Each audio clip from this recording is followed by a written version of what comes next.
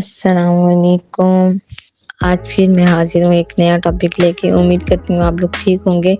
तो आज का जो टॉपिक है वो 2 स्लाइड्स के दरमियान मौजूद जो सेटिंग्स हैं उन पर आज हम काम करेंगे। हमारे पास जो 2 स्लाइड्स हैं उनके दरमियान एक डायलॉग बॉक्स ओपन होता है राइट क्लिक करने पर, तो उसमें बहुत सारी सेटिंग्स होती हैं जो हम मैनुअली कर सकते हैं। तो यहाँ पर हम मौजूद हमारे पास ऑप्शन जो है पहले उन्हें देख लेते हैं।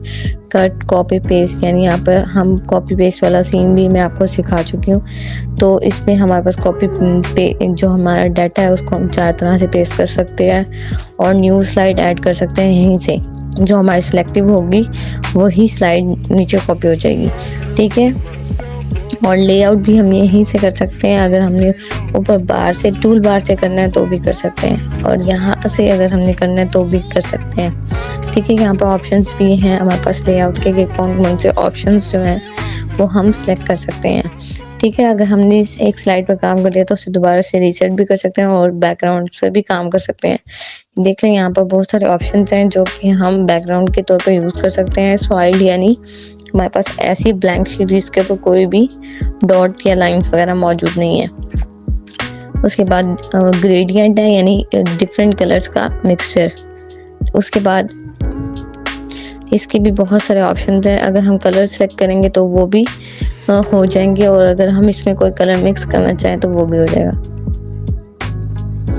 ठीक है। देखिए मैं यहाँ से ऐड करती हूँ और आप देख लेंगे किस तरह चेंज हो रहा है। अब इसमें 4 शेड्स अप्लाई हुए हैं। जो यानी फर्स्ट वाला है वो वाइट वाले एरिया में जाता है, यानी वाइट शेड में जा रहा है। और सेकंड देखिए मैंने चेंज किया तो वो ब्लू में कन्वर्ट कर दिया है स्लाइड को, और एक मैंने डिलीट भी कर दिया ऑप्शन।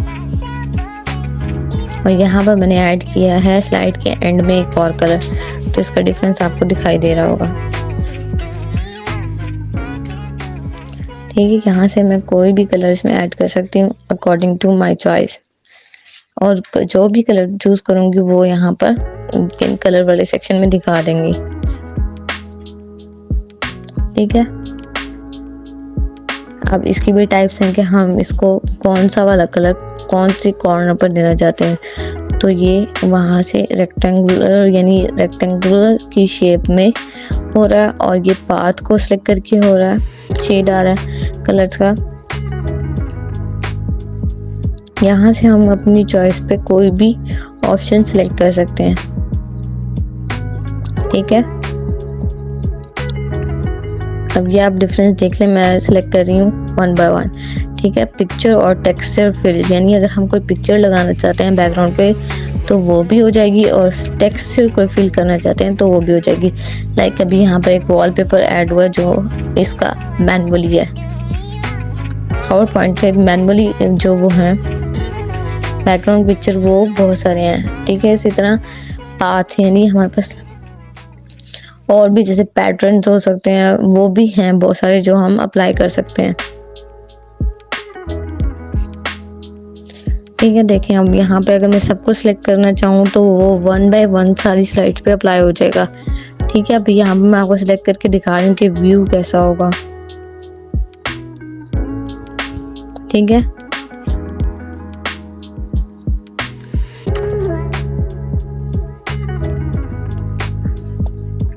अगर हम बैकग्राउंड को हाइड करना चाहें तो वो भी हो सकता है,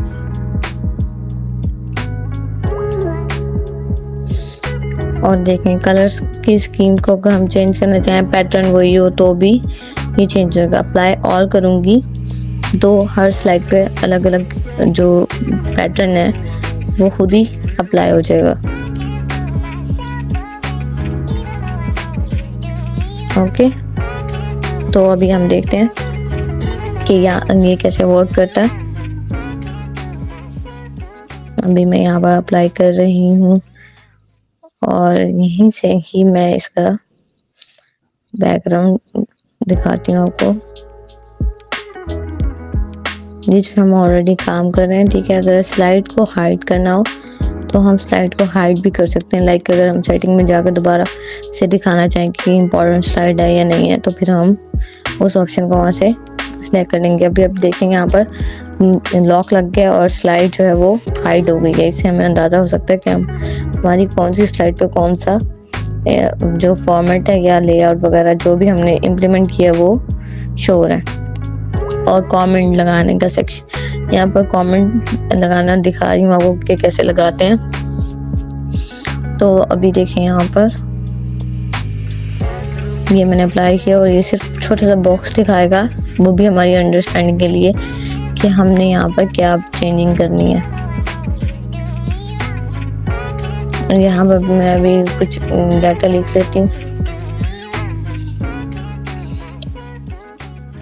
देखिए ये राइट बार से भी हम बहुत सारे ऑप्शन जो है वो क्विक सर्विस लाइक होता है ना, उसी तरह हम यहाँ से भी कर सकते हैं। और यहाँ पर दोबारा मैं एक और कमेंट लगा रही हूँ ताकि आपको अंदाज़ा हो जाए कि अगर किसी लाइन पर कमेंट लगाना है, स्पेसिफिक लाइन पर, तो वो कैसे लगेगा। ठीक है, अभी हमने ऑप्शन लगा दिया कि ये ऑलरेडी कंटिन्यू, जो पिछला सेक्शन है उसके साथ कंटिन्यू है। ठीक है, अब देखें यहाँ पर मैंने इस डॉक्यूमेंट में 2 कमेंट लगा लिए। ठीक है, अगर मैं इसका रिप्लाई करना चाहूँ कमेंट का तो मैं साथ में ही रिप्लाई कर सकती हूँ।